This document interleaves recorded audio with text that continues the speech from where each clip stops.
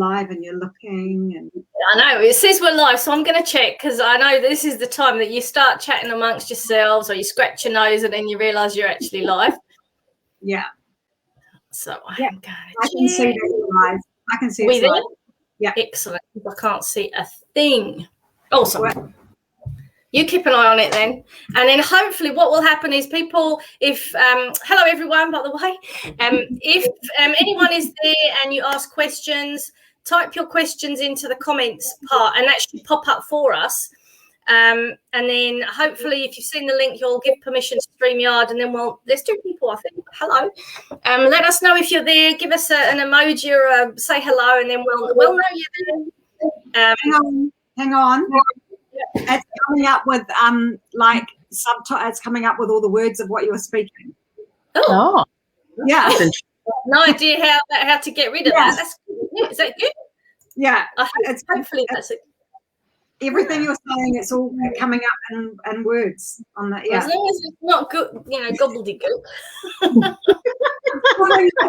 That's good. Well, whoever's there, please say hello. Let us know you're there and post your questions, and they should pop up, and then we'll be able to see what your questions are and ask Danielle those questions. So I'm going to introduce Danielle. I'm so happy that you've given up your time to be here now. Really appreciate it. So Danielle is an accredited mediator and certified personal development coach with a focus on coaching women through a life transition, including separation and divorce.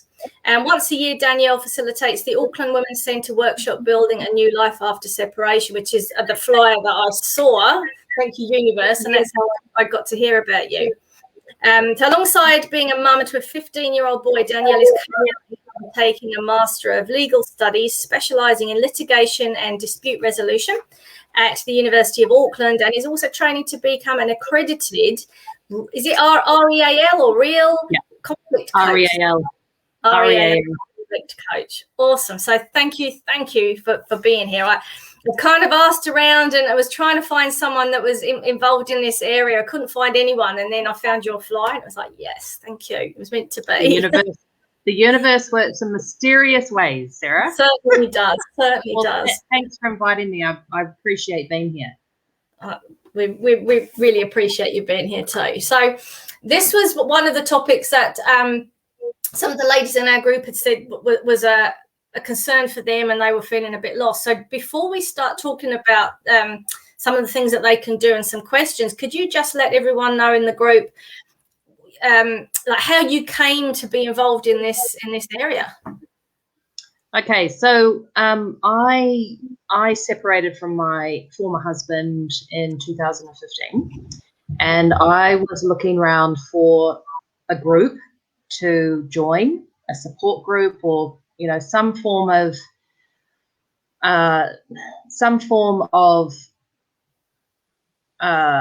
not counselling as such, because I think it's quite that there's a difference between a support group and a counselling, therapist. So I could have access to a counsellor, which I did later on, but I was looking for people who are going through the same thing, and I couldn't find anything. And I searched high and low. I found a number of religious groups, but I did attend a couple of those, but I wasn't really looking to reconcile, because it was not, reconciliation was not on the cards. Mm-hmm. Yeah. So that kind of led me to the Auckland Women's Centre, and I found the group. And so I was a past participant of this particular workshop in 2015. Oh. Yes. So, and that workshop actually disbanded, I think, a couple of years after I had attended. Right. And then there was nothing. So I worked with my counsellor. I had, I got therapy. I did a lot of inner work with myself. And when I got to a stage, I think it was around about 2017, towards the end of 2017, I approached the Women's Centre and I said, look, that group was really amazing for me. Mm-hmm. I found it so comforting to know that all these thoughts that were going around in my head at the time, like emotion, the emotional roller coasters, the grief, the loss, and my entire identity was had been wrapped up in my, as being a wife and as being a mother. Yeah. So I didn't know who I was. But through that group, it enabled me to go out and be courageous and go out and try new things, right? So I became a coach. I went back to university. I did the mediation course. I rebuilt my life from the ground up, because basically this is only from my personal experience. I felt like I was, the shadow of my former self after my marriage had split up. And I just had no compass. I didn't know where I was going. I just didn't know who I was. So that's what led me down this path. And I'm really passionate about helping women to find who they are during this process, because separation and divorce is a process and it can be lengthy.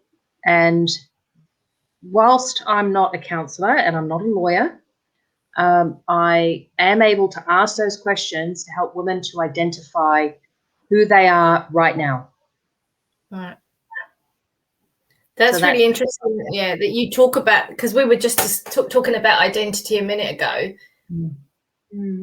And I was saying that because I don't have experience of separation, but I have a 17-year-old daughter who I know is talking about moving out. And when I became, there's phases in a woman's life where we seem to go through a transition. So whether that's a transition from a teenage girl into a woman, single woman, say to a partner, in whatever that looks like, then you become, like for some women, you become a mother.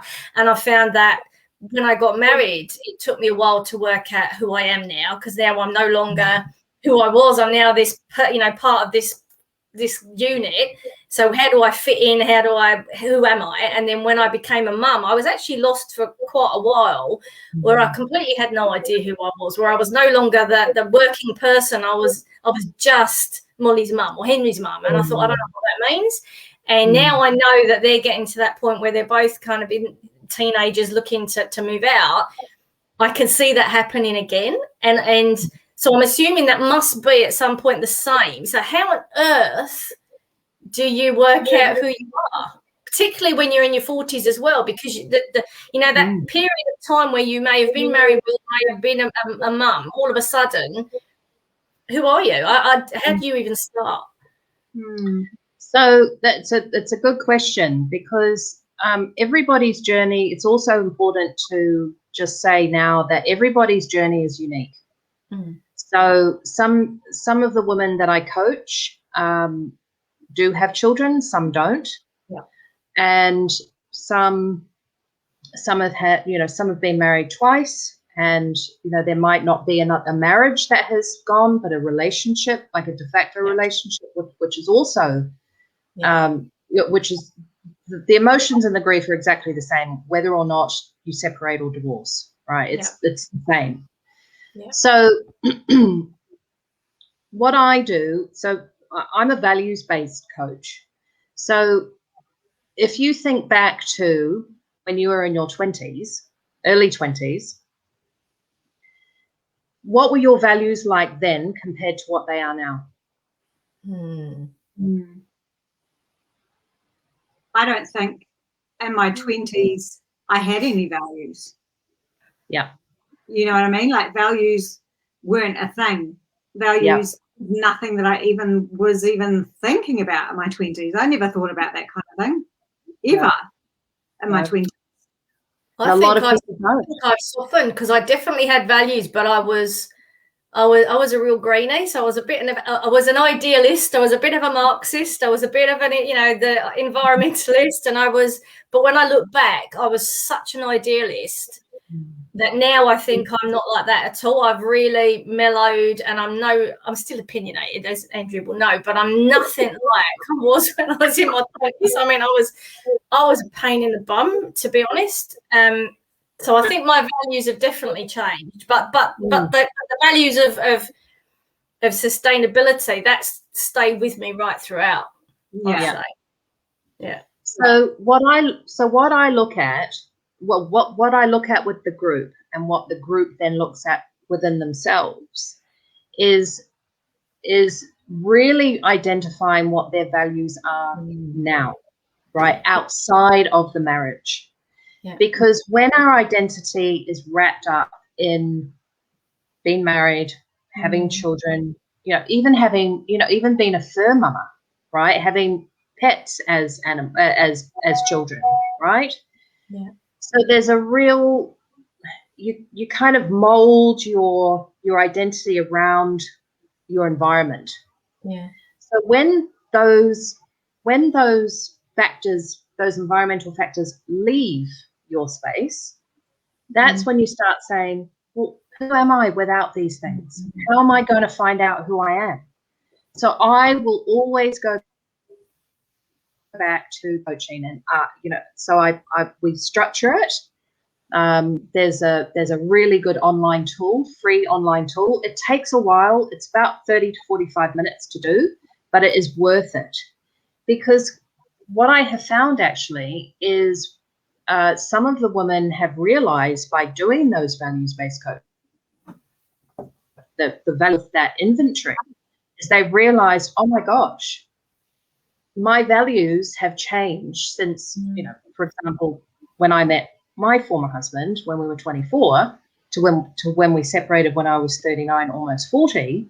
When I did this values inventory, I realized how person was compared to when I was 25 to what I was when we separated. And even more so, I realized how different we were. Yeah. Right. So that enabled me to really regain myself and go, right, okay, so my top 4 values are privacy, independence, belonging, and connection. Right. So those are really important to me. Yeah. So from there, I then went, okay, so what can I do about my privacy? Right? What can I change in my life around privacy? What can I change in my life, or what can I add to my life with connection or belonging or independence? Right? So then I was able to build from there. So my values were my foundation. Then I started to slowly build up from there. And that's basically how I coach. Wow. So hats off to those couples who have been married since 19 and are now, 60 Absolutely. and still together, and that massive change. Absolutely. Yep. Wow. Yeah. Yeah. You change their values stay the same. And some people are fortunate to be able to meet people whose their values are similar. Right? Yeah. But some people don't. And it is challenging going through a separation. There is no doubt about it. No. Now, so the other question I believe you asked, Andrea, was, how then do women navigate, for example, children leaving home, right? So that, again, there's the different transitions, as you mentioned earlier, Sarah, right? So you become a teenage girl to an adolescent woman to a mum, or, maybe, or and then to a wife, maybe. So, and then if you've got children, they leave home, right? Then you have health changes, right? So you go through the perimenopause, you go through menopause, and then, us women really do have huge life transitions. Yeah.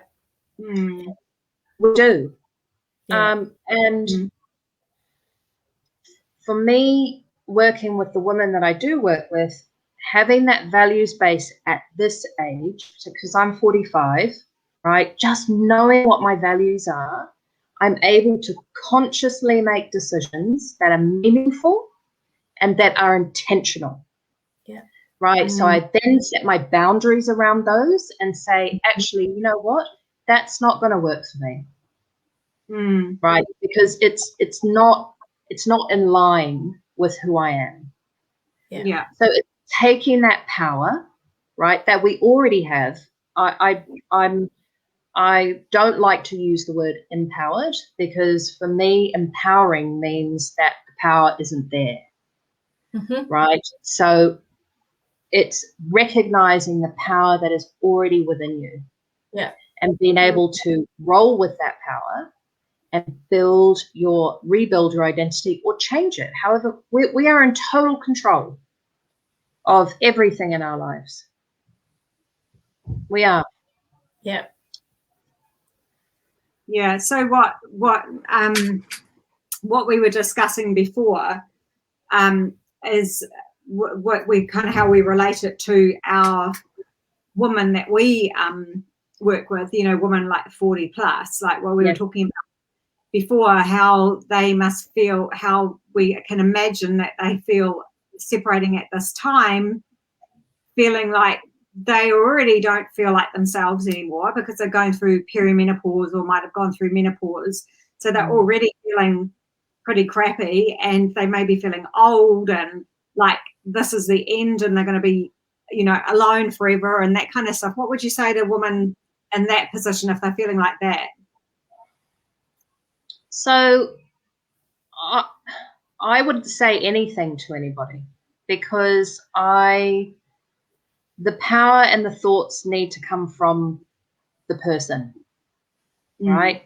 But from my personal experience, life is amazing. It really is, right? The strength that you find within yourself and it's a journey, right? So I'll just share a little bit of my personal health experience as well. So in 2017, I went to my acupuncturist, who actually picked up that I had massive fibroids in my uterus. Right. And one fibroid was the size of a 28-week-old baby, and another one was growing, I know, and another one was growing at quite a significant rate. Right. So I went to see a gynecologist, and basically they said, we can't save your womb. And of course I was devastated about that when I heard it. But I knew that there was no other way around it. So I engaged with a huge amount of, alternative therapies to try and reduce the fibroids, but I worked at that for 6 months. It didn't work. They just getting bigger. Yeah.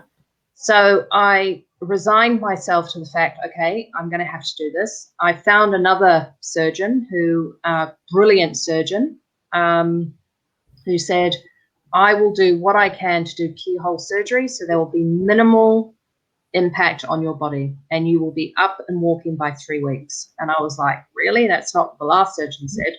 It was pretty much going to be open surgery, right?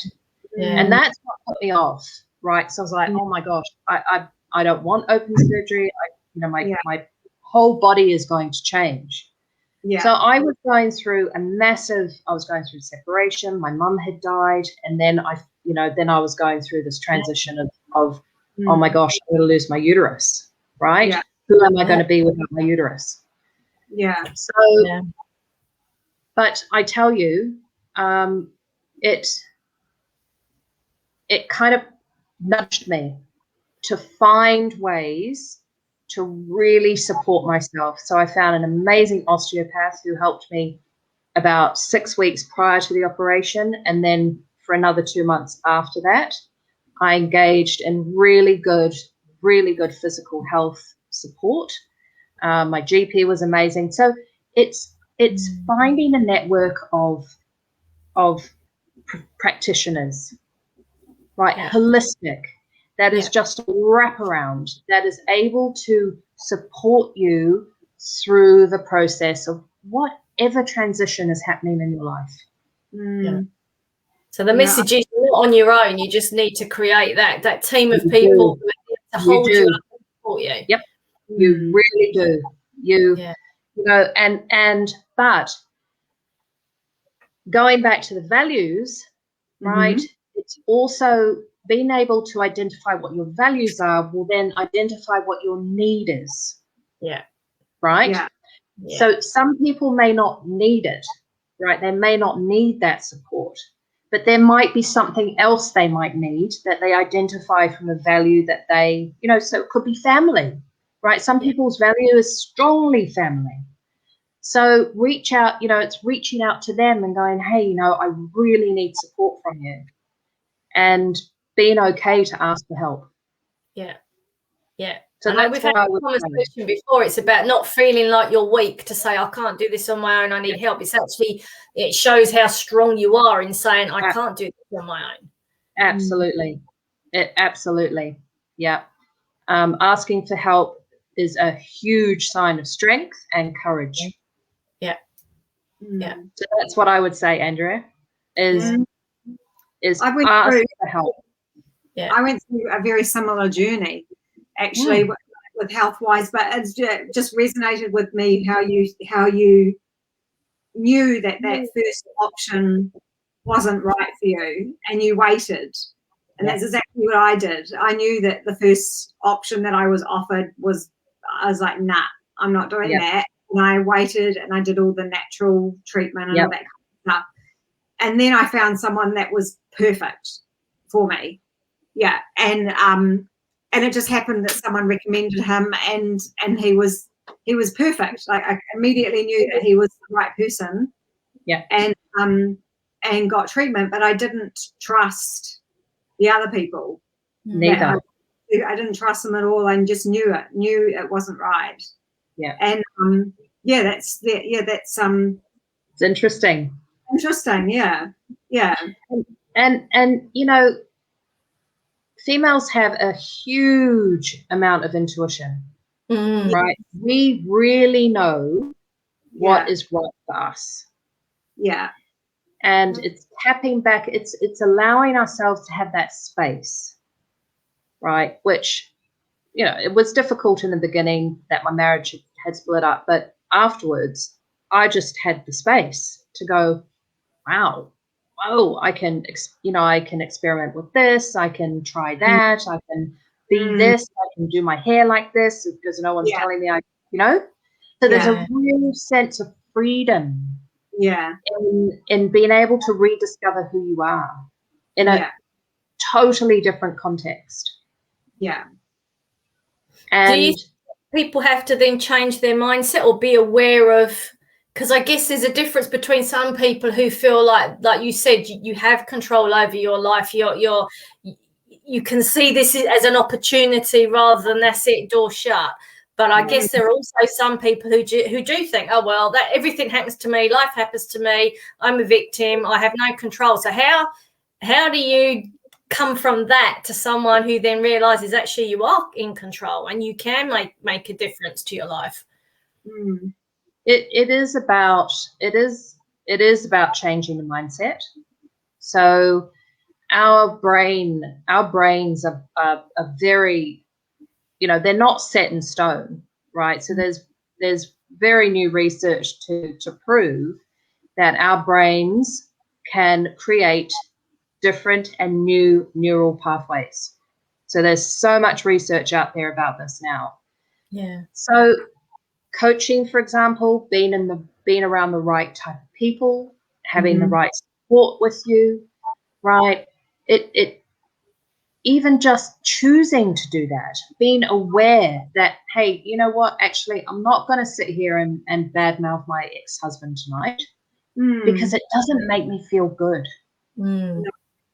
Right? So already right there, you've changed your neural pathway, right? You've developed a new one. You've gone, no. So that does take time, though, right? Because there is a grieving period. And everybody's grieving period is different.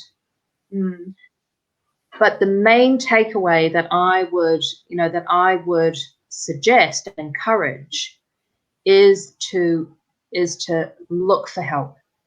Whatever help you need, whether it's a counselor, whether it's a coach, whether it's, a naturopath who can help you, from the inside out, going to the gym, taking up swimming, just nurture yourself in whatever way you want to. And you know what? Some weeks I couldn't even get out of bed. And that's also okay. Yeah. So whatever stage you're at, it's okay. I think it was Eleanor Roosevelt said, it's okay to stay there for a while, just don't unpack your suitcase. Yeah, don't live right? There. Yeah. Don't live there. Yeah, exactly. Right? It's okay as well then. Yep. It's okay. It's okay not to get out of bed for a few days because you just don't want to. It's validating what's happening in our lives right now, and validating our emotions are real. But in saying that, the support network is really also crucial at that time. Right, whether it's friends or family. Doesn't need to be a professional at that stage, but friends are pretty good as long as they look after you. What awesome advice! That's brilliant. Yeah. What kind of person would come and normally work with you? Do you tend to work with people of our age, or do you tend to work with a huge range of women? It's so most of the target age group that come to the separation workshop are between the ages of 38 to I think 68. Wow. So that it's quite a right. Yeah. But what every single woman who has done that workshop has said is, it is so comforting to know that I'm not alone. Yeah. And us women are very relational creatures. We're just part of this type of tribal belonging group, right? Yeah. We think about caveman days, right? Yeah. Thankfully we've evolved quite a lot since then, but our biological need is to be part of a section, whether it's 3 or 4 people or a big section, right? Us humans are not meant to be on our own. Yeah. So when we find a group, even if it's just for 8 hours of the day, and the workshop only runs for 8 hours, just being in that environment, being around people who are sharing their own stories, being around people who are sharing their strategies, right? So some people will be further down their separation track. Some people will be divorced already. Some people will be thinking about it. So there'll be different stages. Yeah. And that's also very interesting for people to see, right? Oh, okay, this is where I could be, right? That's how I feel. I totally relate to that. So there's connections being made, right? Subconscious and conscious connections. And then, a few of the women afterwards connect, and they form, actually there is a group. There is a Facebook group, a private Facebook group that has been created by some of the women from, a couple of courses, and they meet regularly. Yeah. Nice. And it's just an ongoing support. Yeah. All different ages. That's awesome.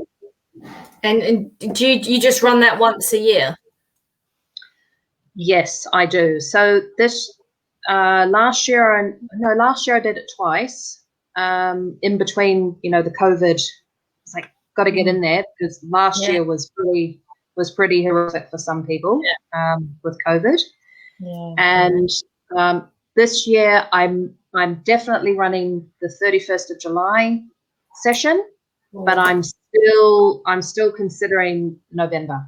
I'm not sure yet. It depends on my workload. I mean, I've got to honor my self-care and my boundaries too. at how much I take on. But yes, so but I am available for coaching. So if anybody wants to bypass the workshop, they can come straight to coaching with me. So, and we basically run off the same structure the workshop is. And so we start step by step from there. Oh, cool. And if people are interested in doing the workshop, where do they go to find the information and book that? So they need to go to the Auckland Women's Centre website. I believe you've posted it up on one of your Facebook posts. Yeah. And they can enroll directly through there. Cool. And if people want to contact you and book a coaching session with you, how do they do that?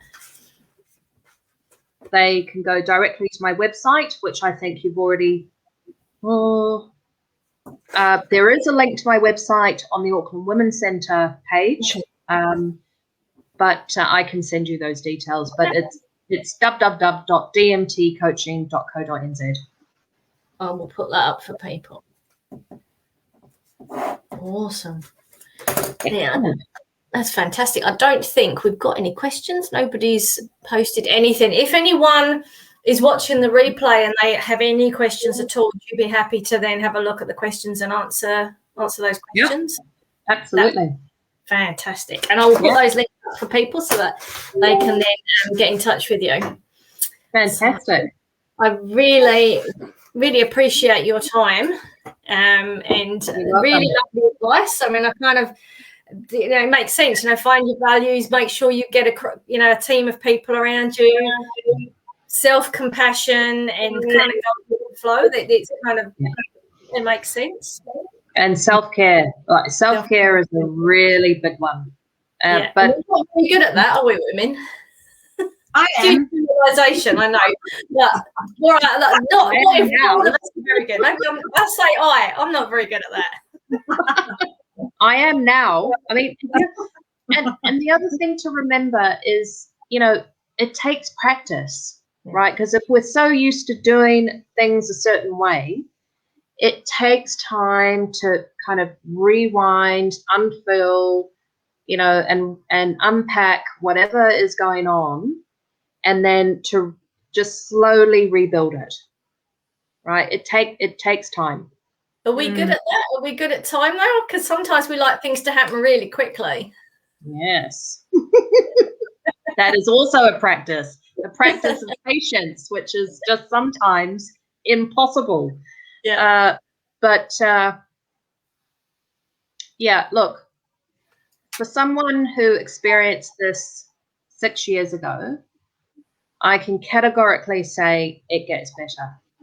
Yeah. It really does. It really, really does. And for just going back to your question earlier, Andrea, about women might not, they might not be confident enough to go out or to find another partner or along those lines. I haven't. I've not dated. Yeah. I've been on one date in 6 years, and it was awful. So you don't need one. The person to love as yourself at the end of the day. That is the first. Yeah. Absolutely. Yeah. And this person is going to be with you right to the end. Yes. Right. Yeah. So this values-based coaching that I do provides that foundation upon which to build, as I mentioned earlier. And once you start once you start discovering who you are, right, and what you like and what you don't like and what you're willing to compromise on, then you never know what you might attract, right? You because you know who you are, you know that there's going to potentially be somebody out there who's going to be attracted to the person who you know you are. Yeah. Yeah. Does that make sense? Yeah. Yeah. It does. I don't know for sure, but I just thought that maybe some women would feel that way, you know. Some, not everyone, but I'm sure that some women do feel that way. Yes. Yeah. Absolutely, they do. Absolutely. You might be discerning as well, because if you're really clear on your values, you won't. I can imagine that if you can be lonely to the point where you then attract the kind of person that doesn't match your values, and then it's a disaster. But if you're more discerning and you're really strong in what your values are, you'll be looking for someone who has really similar values, and you'll be more aware. I mean, I think when we're at our age, we become, I like to think most of us will become that bit more discerning and that little bit more aware of our values and whether you match my values, and if you don't, then no. Yep. Absolutely. It's knowing who you are from the start is just so powerful. And I honestly wish somebody had told me this when I was in my 20s. Yeah, I do. Would you have listened when you were in your 20s? No, exactly. Because you know everything in your 20s. Yeah. Yes, you do. Yeah.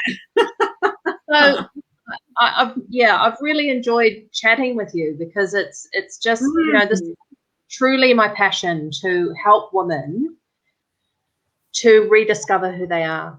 No matter whether you're in a marriage as well, you could be in a marriage and you can still get lost in a marriage. Absolutely. You don't have to be going through separation. No.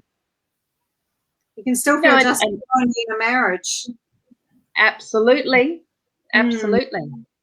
So and gosh, finding your passion as well in life is an amazing journey. It's an amazing journey. It really is. I cannot highly encourage that enough. Just find that nugget within you. I love it. Thank you so much. That's awesome. You're welcome. I love it. And I love your passion. It really does come across as well. It's fantastic. So nice. I love working with women. Women are the most amazing creatures on the planet. They sure are. We really are. We're goddesses. We just need to believe it. We need to be reminded. Yep. Yeah. This is really good. Thanks, Andrea. It was lovely to meet you. Your workshop was amazing. Yeah. And I'll put the links up for everyone so that people can see where to go, and hopefully we'll book. That's brilliant. Thank you. I'm going to end the broadcast now. Thank you, everyone, and don't forget ask questions. Yeah, if you've seen this as a replay, please put your questions in, and Danielle will answer them for you. I will. Thank you. Sorry, we did just talk about that just a second ago. Just from you, so you do. It's not just women who you work with, women who may still be in a relationship as well. Absolutely. Yep. Okay. I work with. Okay. Yes. So actually, that's an important note to make, is that I work with a cross section of women. So currently, I'm working with a woman who is a business owner, and she's been a business owner for many years, and she's launching, right? So she's expanding her business. So I'm working with her on that. Cool. I'm working with a woman who has been divorced for 20 years, right? But she's got older children, and they're moving out, they're moving in and out of home, and she's, her identity is kind of mixed up with her kids. Yeah. But so I'm working with her, and I work with a cross section of women. Yeah. It's not just women who are going through separation or divorce. Awesome. So I know it's someone perfect, but I don't know if she's actually seeing someone. Because are you in the She Owns It group? No. Okay. All right. So because I asked in there because I didn't know who to send it. Hey, pardon? Should you be? Should I be in that group? Yeah, you should be. Definitely, you should be. Yeah, really good group. Yeah. But I asked in there because I didn't know where to send her. It was one of my clients, but I must check up with her and see if she's actually gone to see anyone and signed up with anyone. If she hasn't, I'll send her your way. Fantastic. Excellent. Thank you so much. Yeah. Awesome. Great. All right, ladies, have a lovely evening and look forward to hearing from everybody in the group with any questions you might have. Happy to answer. Thank you so much for your time. Thank you. See you. Bye. Bye.